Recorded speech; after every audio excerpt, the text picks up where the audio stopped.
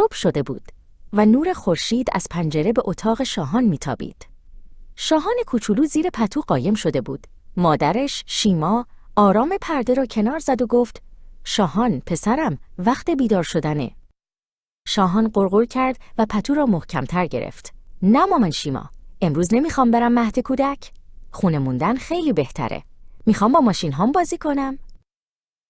شیما با مهربانی گفت: میدونم دوست نداری بری، اما مهد کودک جای خوبیه. اگه بری و بازی کنی، وقتی برگشتیم برات یه بستنی شکلاتی میخرم. نظرت چیه؟ بستنی مورد علاقت. شاهان کمی فکر کرد. بستنی شکلاتی را خیلی دوست داشت.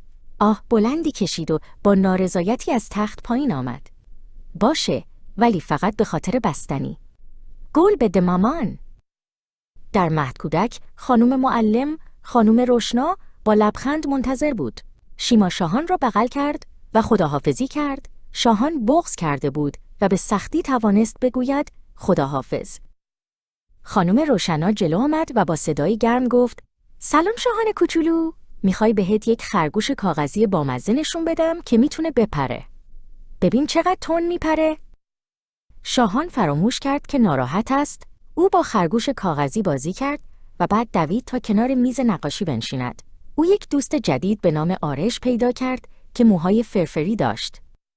خانم روشنا تخته سیاه را نشان داد و گفت: بچه‌ها، امروز با اولین حرف الفبای فارسی آشنا میشیم. الف.